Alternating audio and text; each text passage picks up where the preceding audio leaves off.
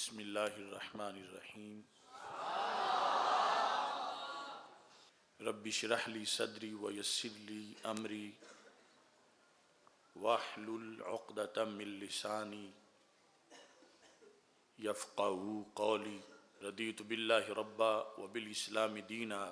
وبمحمد صلی اللہ علیہ وسلم نبیا ورسولا۔ اللہ اکبر اللہ اکبر اللہ اکبر، لبیک لبیک لبیک یا رسول اللہ صلی اللہ علیہ وسلم۔ الحمدللہ رب العالمین والصلاة والسلام علی خاتم النبیین سید الرسل و خاتم المعصومین وعلی آلہ واصحابہ اجمعین، اما بعد فاعوذ باللہ من الشیطان الرجیم، بسم اللہ الرحمن الرحیم۔ وما آتاکم الرسول فخذوہ وما نہاکم عنہ فانتہوا، صدق اللہ العظیم وصدق رسولہ النبی الکریم الامین۔ ان اللہ وملائکتہ یصلون علی النبی یا ایہا الذین آمنوا صلوا علیہ وسلموا تسلیما۔ الصلاۃ والسلام علیک یا سیدی یا رسول اللہ وعلی آلک واصحابک یا سیدی یا حبیب اللہ۔ مولاي صل وسلم دائما ابدا علی حبیبک خیر الخلق کلہم۔ منزہ عن شریک فی محاسنہ فجوہر الحسن فیہ غیر منقاسم۔ محمد تاج رسل اللہ قاطبۃ محمد صادق الاقوال والکلم۔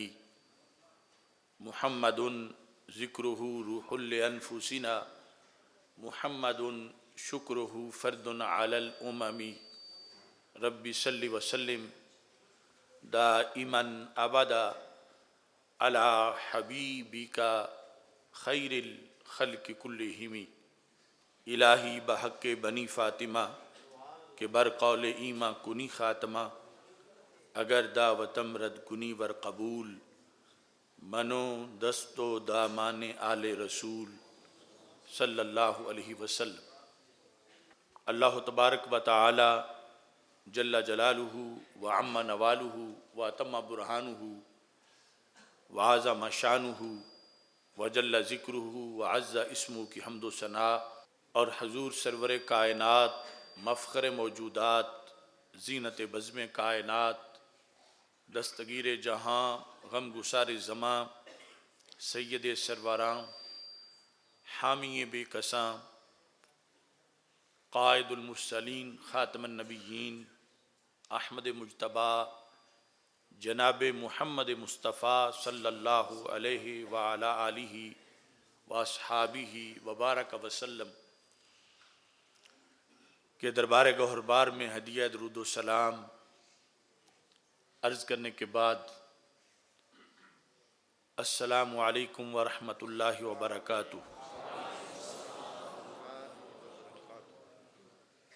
رب ذوالجلال کا کروڑوں بار شکر ہے، حضرت محمد مصطفیٰ صلی اللہ علیہ وسلم کی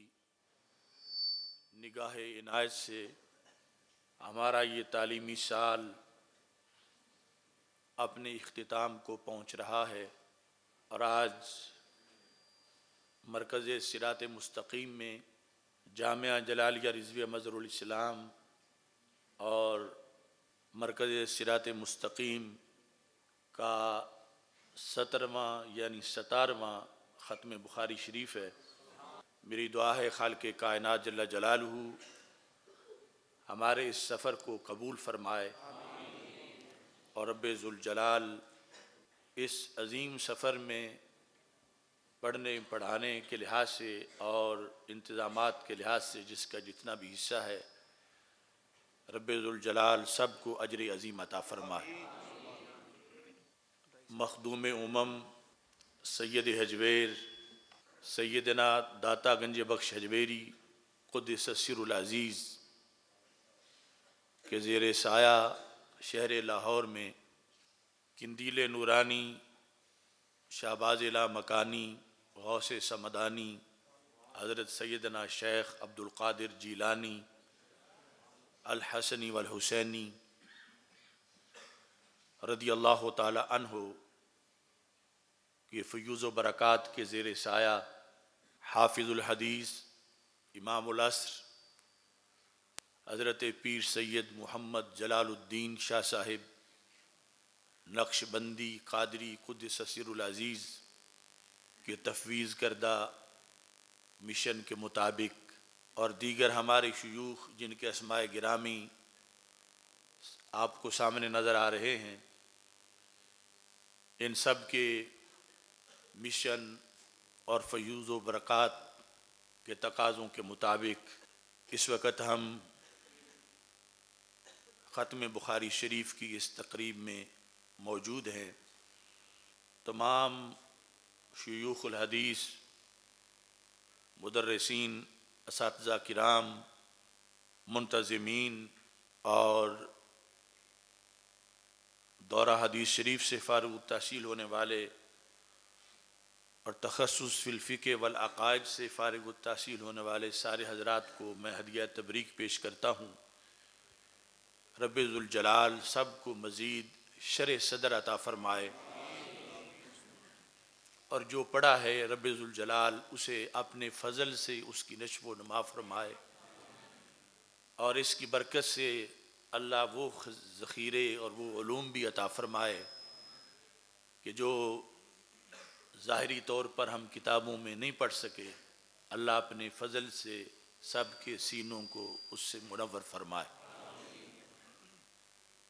حضرت امام بخاری قدس سر العزیز امت مسلمہ کے وہ عظیم محسن ہیں کہ جنہوں نے احادیث رسول صلی اللہ علیہ وسلم کی حفاظت کے لیے ایک کلیدی کردار ادا کیا ہے، اور صدیوں کے گزر جانے کے باوجود جس طرح بخاری شریف امت میں رائج ہے اور مرجع ہے اور بیان شریعت میں امت کا آسرا ہے، اس سے یہ پتہ چلتا ہے کہ یہ دربار رسالت صلی اللہ علیہ وسلم میں کس قدر مقبول و منظور ہے۔ اور امام بخاری رحمۃ اللہ علیہ نے 16 سال لگا کر بڑی محبت اور عقیدت سے یہ تحفہ امت کے لیے تیار کیا۔ 1,00,000 احادیث میں سے سند اور متن کو پرکھ کے آپ نے تکرار کے بغیر تقریباً 6,000 احادیث کا یہ مجموعہ امت کو عطا کیا، اور پھر غیر مسلموں کے سامنے اور تمام اقوام کے سامنے ایک مثال قائم کی کہ یہ امت اپنے آقا حضرت محمد مصطفیٰ صلی اللہ علیہ وسلم کی کتنی تعظیم و توقیر کرتی ہے، کہ آپ کے ایک ایک لفظ کی تعظیم کی خاطر امام بخاری رحمۃ اللہ علیہ کہتے ہیں ما ودعت فی کتابی الصحیح حدیثا الا اغتسلت قبل ذلك وصلیت رکعتین، کہ میں نے اپنی جامع صحیح میں ہر حدیث لکھنے سے پہلے یہ عمل کیا کہ غسل کیا اور 2 رکعت نفل ادا کیے، اور پھر فرمان رسول صلی اللہ علیہ وسلم کو تحریر کیا۔ اس طرح ایک ایک حدیث کے لیے انہوں نے اہتمام کیا، اور تاریخ امم میں جتنی بھی امتیں گزری ہیں ان سب کے مقابلے میں اس امت کو ناز ہے کہ یہ بلا وجہ ہی افضل نہیں اور خیر امت نہیں، اس نے اپنے کردار سے ثابت کیا ہے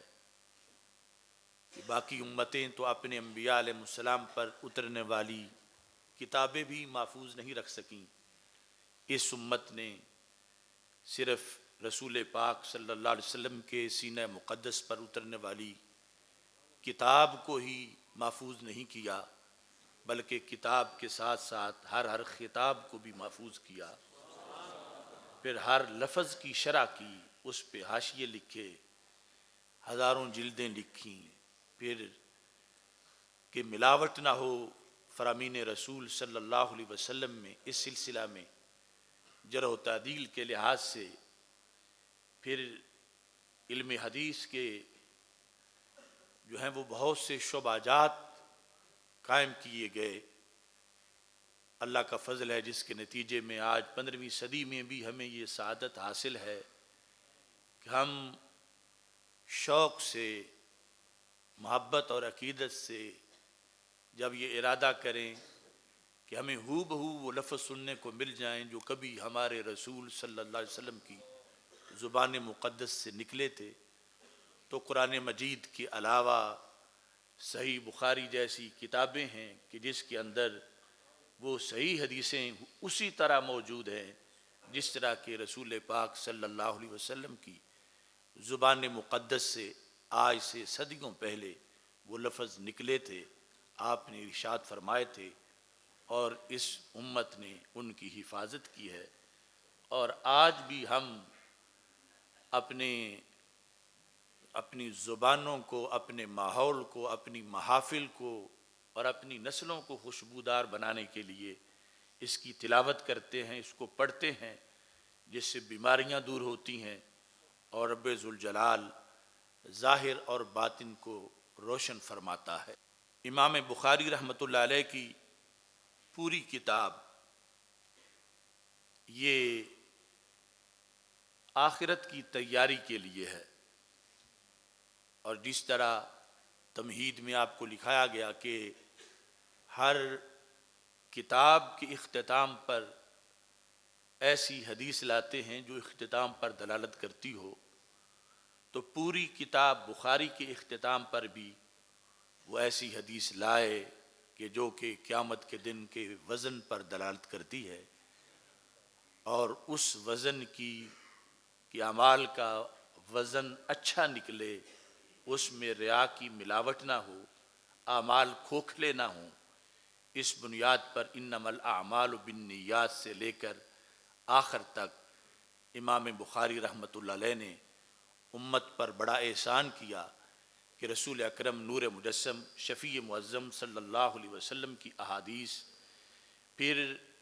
ان سے ریلیٹڈ جو آیات ہیں، اور مستقل کتاب التفسیر، اور اس کے ساتھ ساتھ امام بخاری رحمۃ اللہ علیہ نے جو بھی ایک کامل انسان کے لیے لاہ عمل چاہیے، آپ نے وہ لاہ عمل اپنی کتاب میں مدون کیا، اور صورت اور سیرت کے لحاظ سے امت کے لیے بہت گرامایا تحفہ یہ امت کو پیش کیا،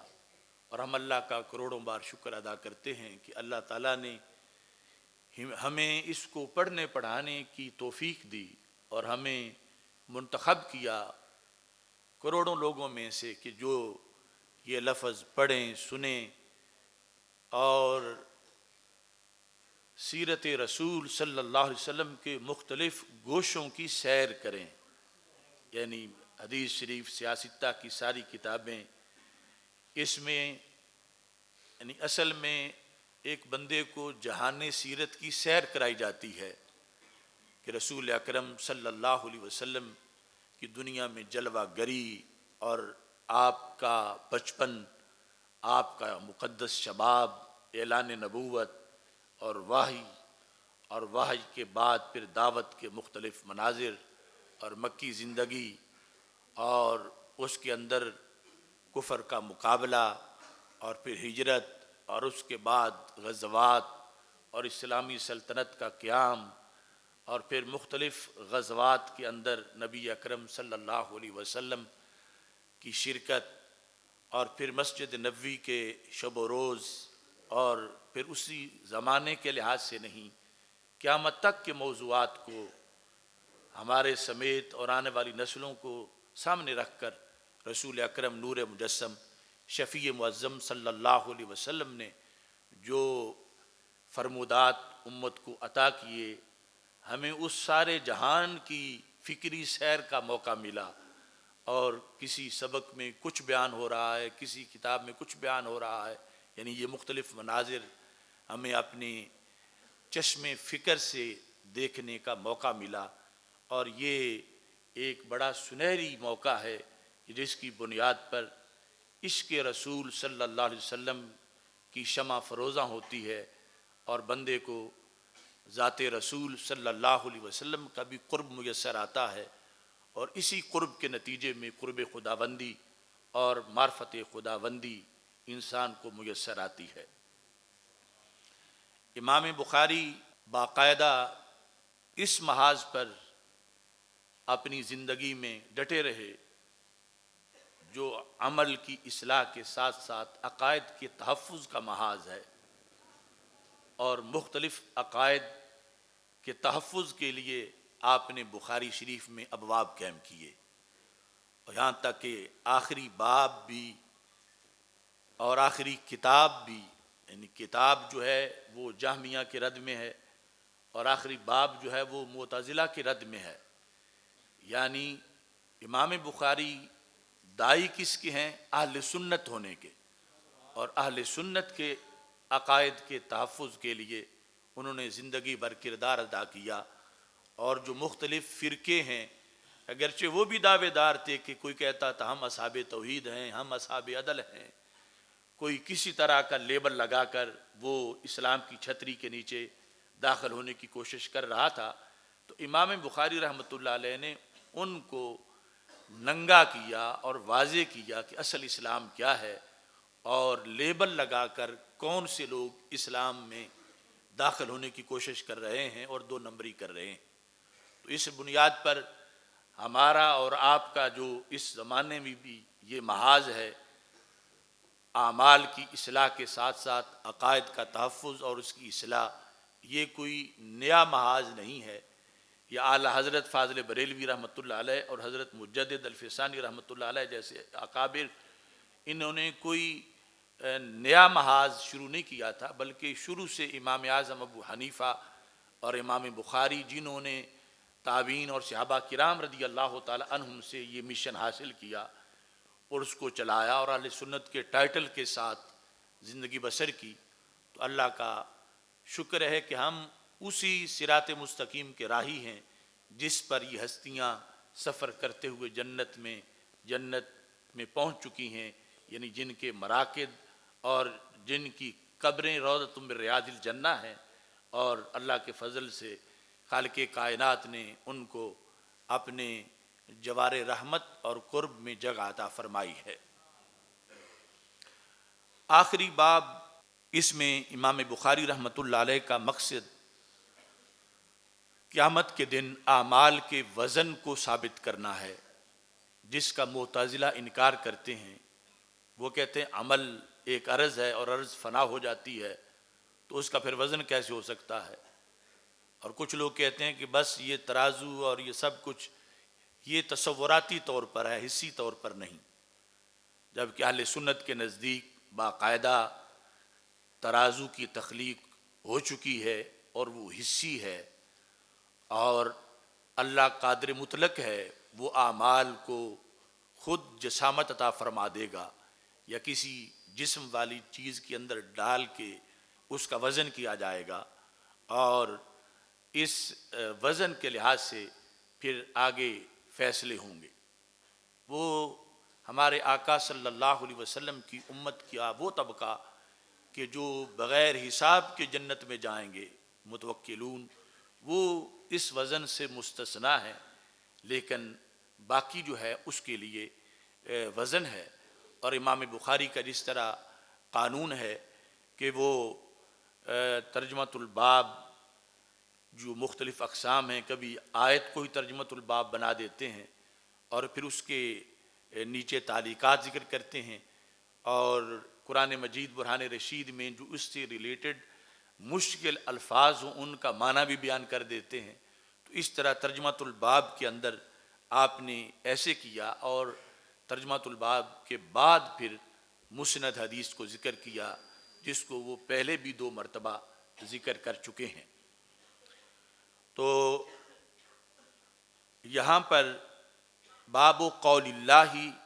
وَنَدَعُ الْمَوَازِينَ الْقِسْطَ لِيَوْمِ الْقِيَامَةِ، اللہ کے فرمان کے بارے میں باب کہ ہم ترازو رکھیں گے۔ الموازین میزان کی جمع ہے، اور القسط اس کی صفت ہے، ایسے ترازو جو انصاف کرنے والے ترازو ہیں۔ لیوم القیامہ، یہاں لام فی کے معنی میں ہے، یعنی فی یوم القیامہ، قیامت کے دن ہم ترازو رکھیں گے۔ آگے آیت کریمہ میں ہے، اللہ تعالیٰ فرماتا ہے فَلَا تُظْلَمُ نَفْسٌ شَيْئًا، یعنی جس آیت کا کچھ حصہ امام بخاری نے ذکر کیا تو اس میں ہے کہ کسی نفس پر بھی نکرہ تحت النفی ہے، معمولی سا بھی ظلم نہیں کیا جائے گا کہ عمل اس نے کیا ہو اور اس کو کاؤنٹ نہ کیا جائے، اور اس کا اچھا عمل ہو اور اس کو نمبر تھوڑے ملیں، کسی لحاظ سے بھی کسی پر کوئی ظلم نہیں کیا جائے گا۔ وَإِن كَانَ مِثْقَالَ حَبَّةٍ مِّنْ خَرْدَلٍ أَتَيْنَا بِهَا وَكَفَى بِنَا حَاسِبِينَ، فرمایا اگر کسی نے رائی کے دانے جتنا بھی کہیں چھپ میں کہ کسی غار میں کسی تنہائی میں عمل خیر کیا ہو، ہم بہتر حساب کرنے والے ہیں، ہم سے بڑھ کر کوئی اچھا حساب نہیں کر سکتا۔ فرمایا ہم ہر وہ کام اٹھا کے لے آئیں گے اور اس کے نامہ اعمال میں نیکی وہ رکھیں گے، اور ایسی دوسری طرف گناہوں کا بھی حساب ہوگا۔ تو یہ فکر آخرت کا پیغام بھی ہے، اور ساتھ جو ترجمۃ الباب ہے اس کا بیان ہے، اور اس کے ساتھ امام بخاری کا دعویٰ ہے، چونکہ باب مضاف ہے تو آگے ہے وَأَنَّ أَعْمَالَ بَنِي آدَمَ وَقَوْلَهُمْ، قول کا طرف اعمال پر ہے، اور دوسرا نسخہ قول کی جگہ اقوال ہے، کہ بے شک بنی آدم علیہ السلام، یعنی جو بھی نسل انسانی میں ہیں، ان کے اعمال اور ان کے اقوال توزن، سب کا وزن کیا جائے گا۔ یعنی بندے کو روز و شب 24 گھنٹے اپنا محاسبہ رکھنا چاہیے کہ میری ہر حرکت، ہر جنبش اور ہر لفظ اور حرف اس کا وزن ہونا ہے۔ تو یہ امام بخاری رحمۃ اللہ علیہ نے آیت کے تحت دعویٰ کیا، جس پر پھر آگے مزید دلیل پیش کریں گے۔ آگے ایک لفظ ہے قسطاس، جس کو قسطاس بھی پڑھتے ہیں، ویسے اس کا اس ترجمۃ الباب سے کوئی تعلق نہیں ہے، لیکن چونکہ باب وزن کی ہو رہی ہے اور ترازو کی ہو رہی ہے، اور یہاں موازین کا لفظ آیا ہے، تو قرآن مجید برہان رشید میں دوسری جگہ یہ لفظ ہے وَزِنُوا بِالْقِسْطَاسِ الْمُسْتَقِيمِ، واو علیحدہ ہے، زن، زنا، زنو، اور وزن کرو فرشتوں ایسے قسطاس کے ساتھ، ایسے ترازو کے ساتھ جو کہ مستقیم ہے۔ تو اس واسطے امام بخاری نے اس لفظ کے مشکل ہونے کی وجہ سے، جیسے دیگر قرآنی مشکل الفاظ کا ترجمہ شامل کرتے ہیں، تو یہاں بھی اس کو ذکر کیا کہ اس کا معنی عدل ہے رومی زبان میں۔ باقی قرآن مجید میں جو آیا ہے وہ رومی سے ادھار لے کے نہیں آیا، قرآن مجید میں اپنے طور پر اس لفظ کو عربی میں اللہ نے نازل کیا، اور یہ توافق بین اللغتین ہے کہ رومی بھی استعمال کرتے ہیں اور عربی میں بھی اصل کے لحاظ سے یہ لفظ موجود ہے۔ اس کے بعد چونکہ یہ جو قسطاس ہے اس کا تعلق قسط کے ساتھ ہے، قسط، اور وہ ازداد میں سے ہے کہ جس کے معنی آپس میں ضدیں ہیں، تو اس بنیاد پر اگر اس سے باب افعال بنایا جائے مقسط، تو اس کا معنی عادل ہوتا ہے، اور اگر اس سے مجرد بنایا جائے تو اس کا معنی جابر ہوتا ہے۔ تو اس واسطے کہا کہ یقال القسط مصدر المقسط وهو العادل، کہ جب افعال میں استعمال ہوگا تو اس کا معنی عادل ہوگا، اور جب واما القاسط فهو الجائر، جب اسی سے مجرد بنائیں گے تو اس کا معنی پھر انصاف والا نہیں ہوگا بلکہ ظلم کرنے والا ہوگا۔ تو یہ یعنی ایک ہی لفظ کے دو جدا جدا اس کے مصدر کے لحاظ سے استعمال ہیں، یہ بھی یعنی ایک لغوی فائدے کے لحاظ سے کہ لوگ کوئی کسی کو گمراہ نہ کرے، یہ امام بخاری رحمۃ اللہ علیہ نے اس کا تذکرہ کیا، اور اس پر پھر آگے تفصیلات ہیں،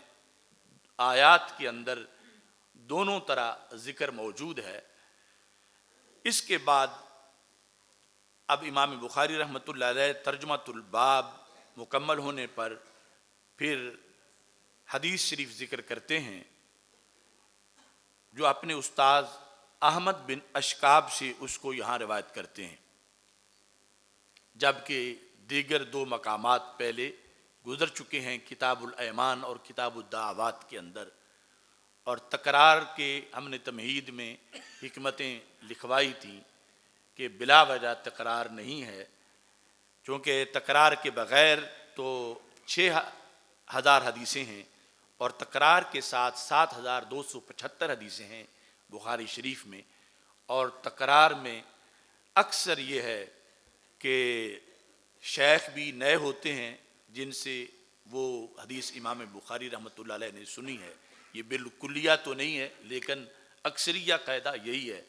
اور سند جدا کے ساتھ پھر مسئلہ بھی نیا اس حدیث سے مستنبط کرتے ہیں، تو اس لیے کوئی ایسا تکرار نہیں جو مخل فصاحت ہو، بلکہ یہ فوائد سے بھرپور تکرار ہے جو امام بخاری رحمۃ اللہ علیہ نے بخاری شریف میں بار بار کئی احادیث کو ذکر کیا۔ یہاں پر جو حدیث شریف امام بخاری نے جس صحابی سے ذکر کی وہ حضرت سیدنا ابو ہریرہ رضی اللہ تعالی عنہ ہے۔ حضرت سیدنا ابو ہریرہ رضی اللہ تعالی عنہ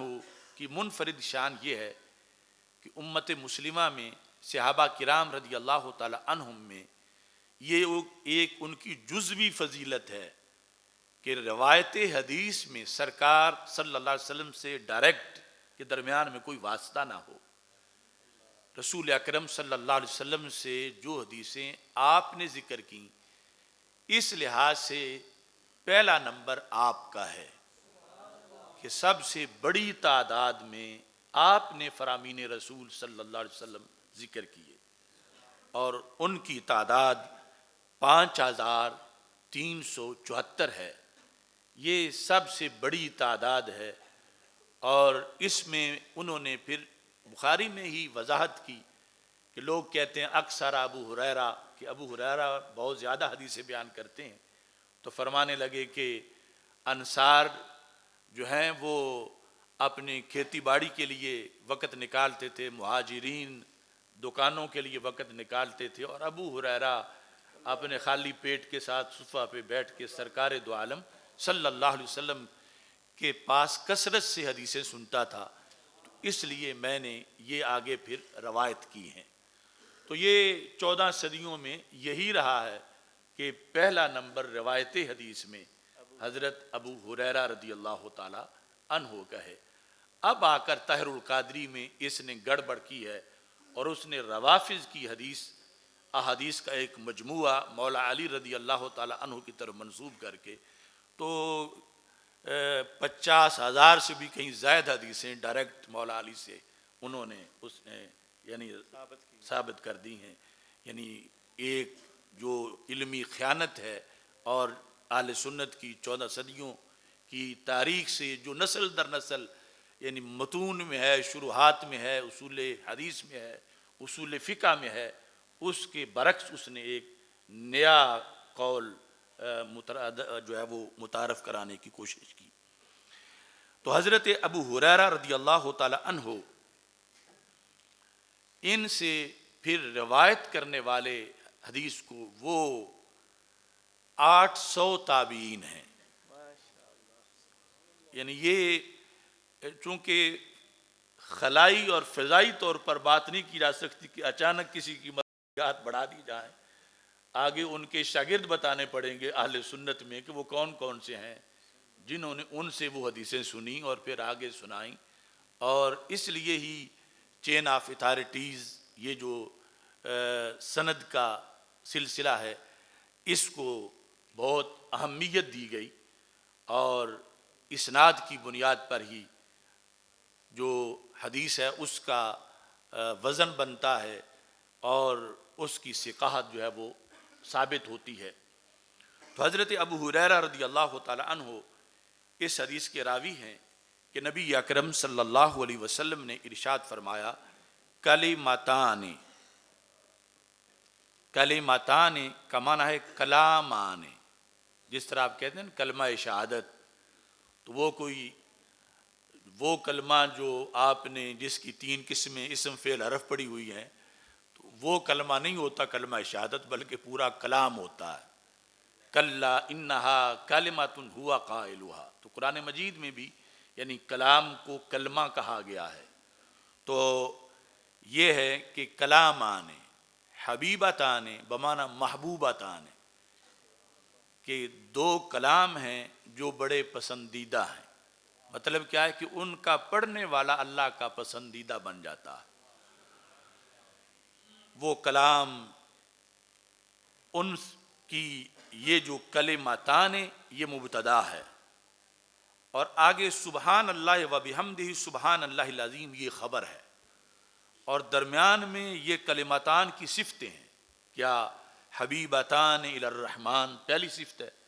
خفیفتان علی اللسان دوسری صفت ہے، اور ثقیلتان فی المیزان تیسری صفت ہے. کہ 2 کلمے ہیں اللہ کو بڑے پیارے ہیں اور زبان پہ ادائیگی میں بڑے ہلکے ہیں، مگر نامہ اعمال میں نیکی کے پلڑے میں وزن ان کا بہت زیادہ ہے. اور وہ کلمے کون سے ہیں؟ سبحان اللہ و بحمدہ سبحان اللہ العظیم. تو سارے میرے ساتھ مل کے پڑھو سبحان اللہ و بحمدہ سبحان اللہ العظیم سبحان اللہ و بحمدہ سبحان اللہ العظیم سبحان اللہ و بحمدہ سبحان اللہ العظیم. تو یہاں پر جو تیسری مرتبہ امام بخاری رحمۃ اللہ علیہ نے یہ حدیث ذکر کی، تو یہ ثقیلتان سے استدلال کرنے کے لیے کہ ثقیلتان فی المیزان، کہ جو دعویٰ کیا تھا کہ اعمال کا وزن ہوگا، تو پھر ان کلمات کا وزن ہوگا. اور میزان ہے، میزان کے اندر جو نیکیوں کا پلڑا ہے اس میں ان کلمات کا بہت زیادہ وزن نکلے گا، اور جس کی بنیاد پر پڑھنے والے کو اللہ کے فضل سے انشاءاللہ کامیابی ملے گی. باقی اس میں بہت سی مختلف جہتوں سے باتیں ہیں. تو مبلغین کو گفتگو اور تقریر کا طریقہ بھی رسول پاک صلی اللہ علیہ وسلم نے سمجھایا. اگرچہ ہے اللہ تعالیٰ کا یہ فرمان ہے کہ ایسے کرو، تو یہ بھی تبلیغ ہے. رسول اکرم صلی اللہ علیہ وسلم فرماتے قولوا سبحان اللہ و بحمدہ سبحان اللہ العظیم، کہ ایسے کہو، یہ پڑھو. تو ایسے بھی ہو سکتا تھا، لیکن نبی اکرم صلی اللہ علیہ وسلم نے پہلے اس کی حکمتیں بیان کی، پہلے اس کے فوائد بیان کیے. اور حالانکہ سرکار کے لفظ تو سنتے ہی صحابہ فوراً عمل شروع کر دیتے تھے، لیکن یہ بتایا کہ اگر معلوم ہو سکیں، یہ نہ کہ اٹکل پچو ہو، تو پہلے تبلیغ جس چیز کی کرنا چاہتے ہو اس کے جو دینی فوائد ہیں اور جو حکمتیں ہیں ان کو بیان کر کے پھر اس چیز کی لوگوں کو دعوت دی جائے، تاکہ پہلے شوق اجاگر ہو چکا ہو اور پھر عمل کرنا اس پہ آسان نظر آتا ہے. تو یہ سوچا جاتا ہے کہ جو میں کام کروں گا تو وہ میری برادری پسند کرے گی، میرا شعبہ پسند کرے گا، لوگ کیا کہیں گے؟ تو شریعت نے کہا اس کو نہ دیکھو کہ برادری کیا کہے گی، معاشرہ کیا کہے گا، لوگ کیا کہیں گے، یہ دیکھو کہ اللہ کے ہاں اس کا کیا مقام ہے۔ یعنی سب سے پہلے وجہ انتخاب اور ترجیح یہ ہے۔ تو اس ترتیب کے مطابق جو یہاں حدیث میں ہے، فرمایا کہ کلمتان حبیبتان الی الرحمن، یعنی اللہ کے ہاں بڑے پسندیدہ ہیں، اور چھوڑو کسی کو، اس کی جو بھی حالت ہو، ہم نے تو دیکھنا ہے کہ اللہ تعالیٰ اور اللہ کے رسول صلی اللہ علیہ وسلم کے نزدیک، تو رسول پاک صلی اللہ علیہ وسلم خود بیان کر رہے ہیں اور اللہ تعالیٰ کے لحاظ سے گارنٹی دے رہے ہیں کہ یہ بڑے پسند ہیں۔ تو سب سے پہلے ہر کام میں یہ چیز پیش نظر ہونی چاہیے کہ وہ اللہ تعالیٰ کے دربار میں اور رسول پاک صلی اللہ علیہ وسلم کے دربار میں اس کی کیا حیثیت ہے، یہ سب سے پہلی وجہ ترجیح ہے۔ اس کے بعد پھر دوسرا کچھ سوچنا چاہیے۔ پھر یہ ہے کہ یہ کام کریں گے تو کتنا خرچ آئے گا، کتنی مشقت ہوگی، کتنی جد و جہد ہوگی۔ اس میں بھی یہ فرما دیا کہ اس پر تو کوئی خرچ نہیں آئے گا، کوئی پیسہ نہیں لگے گا، اور کوئی تلواریں نہیں چلانی پڑیں گی، کوئی بوجھ نہیں اٹھانا پڑے گا۔ خفیفتان علی اللسان، یہ تو زبان پر بڑے ہلکے ہیں۔ پھر یہ ہے کہ ہمیں ضرورت ہے کہ قیامت کے دن ہمارا نیکیوں کا پلڑا جو ہے وہ بھاری ہو۔ یعنی یہ مومن کو سوچنا چاہیے کہ آخرت میں جو میں کام کرنے والا ہوں، آخرت میں اس کا نتیجہ کیا ہے، آخرت میں یہ نیکی ہے اور پھر کتنی بڑی نیکی ہے۔ تو اس لحاظ سے ہمارے آقا صلی اللہ علیہ وسلم نے فرمایا ثقیلتان فی المیزان، ترازو کے اندر ان کا بڑا وزن نکلے گا، ان کلمات کا، کہ پڑھنے والا اللہ کے فضل سے کامیاب ہو جائے گا۔ اب یہ جو موضوع ہے اس پر چونکہ مستشرقین کے بھی اعتراضات ہیں، یعنی جس طرح ماضی میں معتزلہ تھے اور اب وہ الحاد اور استشراق والے، تو اس لحاظ سے تھوڑی سی میں اس کی وضاحت کرنا چاہتا ہوں۔ نبی اکرم نور مجسم شفیع معظم صلی اللہ علیہ وسلم سے حضرت عبداللہ بن عمر بن عاص یہ روایت کرتے ہیں کہ رسول اکرم صلی اللہ علیہ وسلم نے ارشاد فرمایا کہ یہ اللہ کی مہربانی ہے، ان اللہ یستخلص رجلا من امتی علی رؤوس الخلائق یوم القیامہ، رب ذوالجلال قیامت کے دن ساری مخلوقات جب موجود ہوں گی، انسان، تو اللہ تعالیٰ میری امت میں سے سرکار فرماتے ہیں ایک بندے کو علیحدہ کر کے اس سے گفتگو کرے گا اور اس کو اس کے نامہ اعمال کی تفصیل دکھائے گا۔ وہ تفصیل کیسی ہوگی؟ فَيَنْشُرُ عَلَيْهِ 99 سجلہ، ایک دو رجسٹر نہیں، 99 رجسٹر اس کے سامنے کھول کے رکھ دیے جائیں گے۔ کل سجل مثل مد البصر، اور ہر رجسٹر حد نظر تک لمبا ہے، یعنی اتنا بڑا بڑا رجسٹر۔ یعنی یہ دنیا میں ہم بولتے وقت یا روزانہ کا اگر خود لکھیں تو کتنی جلدیں بن جائیں ایک سال کی، تو فرشتے کرامن کاتبین وہ تو کوئی چیز غائب نہیں ہونے دیتے۔ تو اس طرح 99 رجسٹر اور ہر رجسٹر حد نظر تک پھیلا ہوا، یہ جب ساری مخلوقات سے اس ایک بندے کو یہ وقت دیا جا رہا ہے حساب کے لیے، کیونکہ اللہ تعالیٰ فرماتا ہے کفا بنا حاسبین وہو اسرع الحاسبین، یہ نہ سمجھے کوئی کہ میری باری نہیں آئے گی۔ اس طرح اس کی قدرت ہے کہ اتنی تفصیلات بھی ہوں گی اور باری بھی ہر ایک کی آئے گی۔ تو اس کے سامنے جب یہ رجسٹر ہوں گے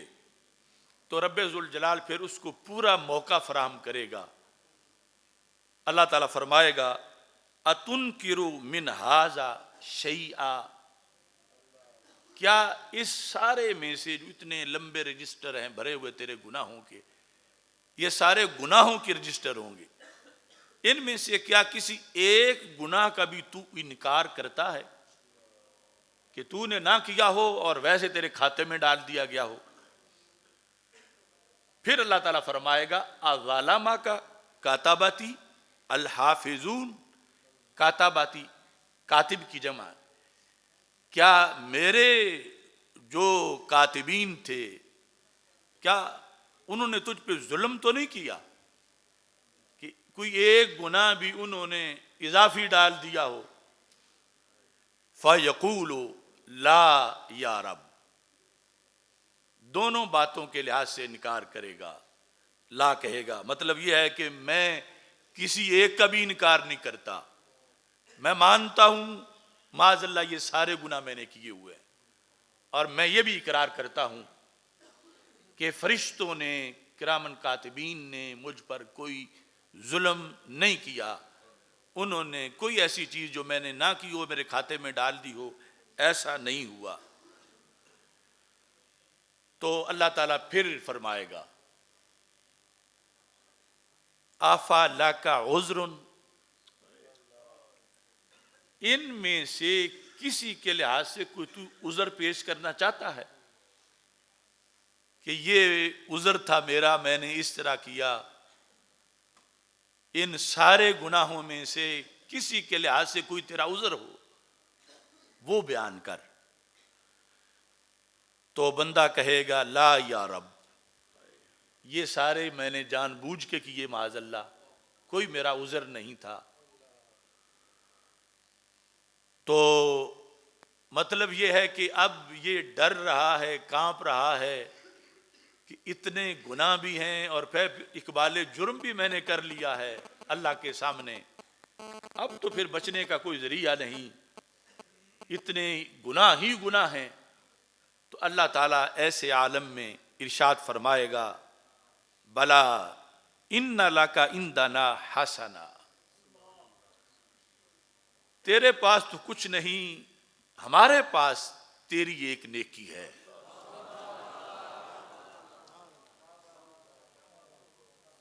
فلا تظلم نفس شیئا، یعنی کسی نفس پر معمولی ظلم بھی نہیں کیا جائے گا، فرمایا ایک نیکی تیری ہمارے پاس ہے۔ فَإِنَّهُ لَا ظُلْمَ عَلَيْكَ، کیونکہ آج تجھ پہ ظلم نہیں کیا جائے گا، یہ انصاف کا دن ہے۔ فَتُخْرَجُ بَطَاقَةً، بطاقہ کہتے ہیں کارڈ کو جدید عربی میں، تو مطلب یہ کاغذ کا ایک پرزہ وہ نکالا جائے گا، اس میں کچھ لکھا ہوا ہے، اور وہ کتنی بڑی دولت ہے ہمارے پاس جو لکھا ہوا ہے۔ امریکہ جیسی کروڑوں حکومتیں اس کے سامنے ہیچ ہیں۔ وہ کیا اس کاغذ پہ لکھا ہوا ہے؟ اشہد ان لا الہ الا اللہ واشہد ان محمدن عبدہ ورسولہ، یہ اس پہ لکھا ہوا ہے کہ تو نے یہ پڑھا تھا، یہ تیری نیکی ہمارے پاس محفوظ ہے۔ اب دیکھو، غافل نہ ہو خودی سے کر اپنی پاسبانی، شاید کسی حرم کا ہے تو بھی آستانہ، یعنی جن کی راڑ ٹپکتی ہے امریکہ اور برطانیہ پر، جو اس کلمے سے محروم ہیں، اور ادھر کٹیا میں بیٹھا ہوا انسان جو یہ کلمہ روز و شب پڑھتا ہے، دن میں کئی بار پڑھتا ہے، تو وزن اس کا کتنا نکلے گا؟ رب ذوالجلال جس وقت اس کو، وہ بندہ جو بڑا ڈرا ہوا ہے اور اتنے گناہ ہیں، اس کو سامنے جب یہ کاغذ کا پرزہ کرے گا، ٹکڑا کاغذ کا، تو وہ اتنا ڈرا ہوا ہے،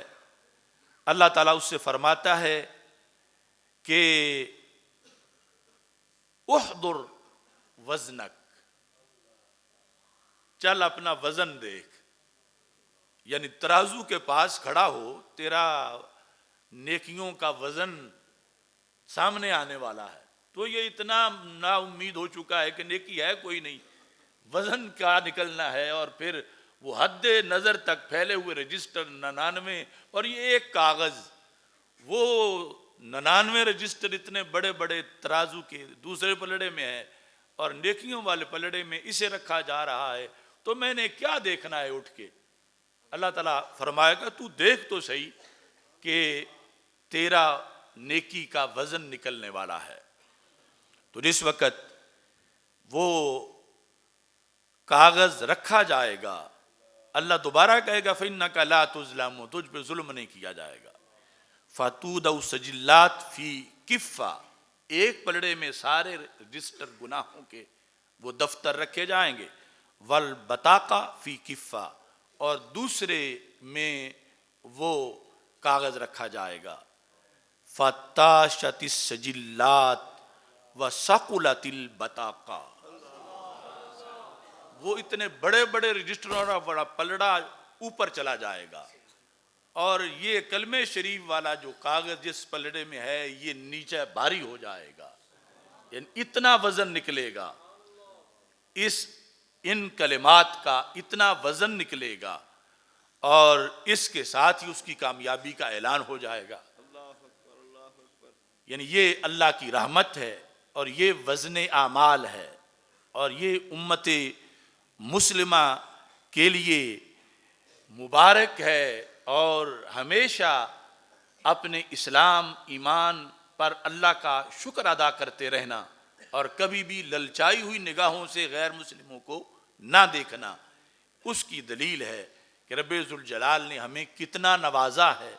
اور کس قدر اپنے فضل سے مالا مال فرمایا ہے۔ تو اس مقام پر یہ پتہ چلا کہ وزن حقیقی طور پر ہوگا، اور میزان بھی حقیقی ہوگا، یعنی ترازو ہوگا۔ اس کے لحاظ سے پوری جو منظر کشی ہے معاشر کی، وہ حدیث میں اور اس کی تفصیلات میں موجود ہے کہ رب ذوالجلال کا عرش جو کہ خود بہت وسیع ہے، اس عرش کی ایک جانب دائیں ہے اور دوسری جانب بائیں ہے۔ دائیں جانب جو ہے اس کے لحاظ سے یہ ہے کہ جو نیکیوں والا پلڑا ہے یہ نور سے بنا ہے، اور جو برائی والا گناہوں والا پلڑا ہے وہ اندھیرے سے بنا ہے۔ اور جنت جو ہے وہ عرش کے دائیں جانب واقع ہے، اور جہنم بائیں جانب واقع ہے، اور ترازو کا جو نیکیوں والا پلڑا ہے وہ دائیں جانب ہے، اور جو دوسرا پلڑا ہے وہ بائیں جانب ہے۔ تو کتنا بڑا ترازو ہوگا کہ درمیان میں اللہ کا عرش ہے، اور پھر اس کے جو پلڑے ہیں، حضرت سلمان فارسی رضی اللہ تعالی عنہ رسول پاک صلی اللہ علیہ وسلم سے روایت کرتے ہیں، جو مستدرک للحاکم میں ہے، کہ پلڑا ایک پلڑا کتنا ہوگا؟ یودع المیزان یوم القیامہ فلو آوى فیہ السماوات والارض، اگر ایک پلڑے میں سارے آسمان رکھے جائیں، ساری زمینیں رکھی جائیں، تو پھر بھی اس میں سما جائیں گے۔ یعنی ترازو کے جو دو پلڑے ہیں، ہر ایک پلڑا اتنا کھلا ہے، اس میں 7 زمینیں 7 آسمان سب اس میں رکھ دیے جائیں تو وہ اس کے اندر آ جائیں گے، ترازو کا وہ پلڑا تنگ نہیں پڑے گا۔ اتنے بڑے بڑے پلڑے ہیں۔ اب یہ بھی فکر آخرت ہے کہ ان کو ہم نے نیکی سے بھرنا کیسے ہے، اتنے بڑے بڑے پلڑے۔ تو رسول اکرم نور مجسم شفیع معظم صلی اللہ علیہ وسلم ارشاد فرماتے ہیں، فرشتوں نے اللہ سے کہا یا رب لمن تزن بہذا، یہ کس کے وزن کرنے ہیں اس ترازو سے، یعنی کون ہے کہ جس کی نیکیاں اتنی ہوں گی کہ اتنا بڑا ترازو جو ہے وہ بھر جائے، تو رب ذوالجلال جب کہ فرشتے یہ کہہ رہے ہوں گے سبحانک ما عبدناک حق عبادتک، تو اللہ تبارک و تعالی اس وقت یہ ارشاد فرمائے گا کہ میں اس ترازو کے ساتھ اپنے نیک بندوں کے اعمال جو ہیں وہ تولوں گا، ان کا وزن کروں گا، اور وزن کرنے میں جس وقت یعنی یہ کلمات مثلا سبحان اللہ و بحمدہ سبحان اللہ العظیم اور اس طرح کی تسبیحات اور اعمال صالحہ، ان کو جب اپنی طرف سے رب ذوالجلال اپنے فضل کے مطابق نشو و نما دے گا تو اللہ کے فضل سے مومن کے وہ پلڑے بھر جائیں گے نیکیوں کے لحاظ سے۔ تو خالق کائنات جل جلالہ یہ ارشاد فرماتا ہے کہ آزین بھی من شئت من خلقی، میں اپنی مخلوق میں سے جس کے چاہوں گا اس میزان کے ساتھ میں وزن کروں گا۔ قیلا سأل داؤد علیہ السلام ربہ عز وجل ان یریہ المیزان، حضرت داؤد علیہ السلام کے بارے میں ارشاد الساری میں ہے کہ انہوں نے اللہ تعالیٰ سے یہ سوال کیا کہ رب مجھے میزان دکھا دے کہ جس میں اعمال کو تولا جائے گا، وہ میزان پلڑا میں دیکھ لوں دنیا کے اندر۔ فلما رآہ، تو جب اللہ نے میزان دکھایا ان کو، اغمی علیہ من ہولہ، تو اس ترازو کا بھی ایک اپنا ہول ہے، یعنی اتنا بڑا ترازو جب دیکھا تو آپ بے ہوش ہو گئے اس کو دیکھنے کے بعد۔ اس کے بعد ثم افاقہ، جب آپ کو یعنی افاقہ ہوا، فقال الہی من یقدر علی ملء کفۃ ھذا المیزان، کون بھرے گا اس ترازو کے ایک پلڑے کو، کون بھرے گا حسنات نیکیوں کے لحاظ سے۔ فقال اللہ تعالی یا داؤد انی اذا رضیت علی عبدی، جب میں کسی بندے پر اے داؤد راضی ہو جاؤں گا، میری رضا ہو جائے گی، تو پھر کیا ہوگا؟ فرمایا ملأتہ بتمرۃ واحدہ، ایک کھجور کے صدقے پر بھی میں بھر دوں گا۔ یعنی اصل مسئلہ تو اللہ کے ساتھ رابطے کا ہے اور اللہ کو راضی کرنے کا اور راضی رکھنے کا ہے۔ فرمایا جس پر میں راضی ہوں گا، یعنی اس نے ایک کھجور ریا کے لیے نہیں دی تھی، میری رضا کے لیے دی تھی، تو اس کے نتیجے میں بھی وہ پلڑا جو ہے وہ بھر جائے گا۔ تو اس انداز میں اس ترازو کا تذکرہ ہے، اور یہ وزن بھی اتمام حجت کے لیے ہے، یعنی ویسے اللہ کو تو سب معلوم ہے، اور یہ کہ دنیا کے اندر ہر بندہ پھر ذہن میں رکھے کہ کل حساب ہونا ہے اور وزن ہونا ہے، تو اس بنیاد پر یہ آخری حدیث شروع سے لے کر آخر تک یہ سبق ہے کہ ہمارے عمل، حرکات و سکنات، الفاظ و حروف سب نے تولا جانا ہے، اور پھر ہماری نیکیوں کا وزن، اس کا مدار نیت پر ہے۔ نیت پر مراد ہے کہ سب سے پہلے اسلام پر ہے کہ کلمہ پڑا ہو اور اس کے تحت صحیح العقیدہ ہو، آگے پھر اٹیچ نیت ہے، یعنی صحت عقیدہ اور صحت ایمان کے بغیر پھر جو ہے وہ ایسے ہی ہے جیسے سراب ہے کہ ریت کا صحرا، پانی سے بھرا ہوا سمندر نظر آتا ہے اور ہوتا کچھ بھی نہیں۔ اس بنیاد پر یعنی صحت عقیدہ و ایمان کے ساتھ پھر روزانہ نیت کی تلاشی، اور اس کے ساتھ پھر آخرت کے لیے فکر مند رہنا، یہ امام بخاری رحمۃ اللہ علیہ کا ہمارے لیے سبق ہے سب کے لیے، چھوٹوں بڑوں کے لیے۔ تو انشاءاللہ 25 جنوری کو ایوان اقبال میں جو بہت اہم موضوع پر پروگرام ہو رہا ہے، النبی الامی کانفرنس صلی اللہ علیہ وسلم، کیونکہ اس میں بڑے اس کے پہلو ہیں بیان کرنے والے۔ وہ تحفظ قرآن بھی ہے، تحفظ ایمان بھی ہے، اور اس میں تقدیس اور تو تحفظ عظمت توحید بھی ہے، اور تحفظ ناموس رسالت بھی ہے۔ اس کے اندر کاتبین وحی اور پھر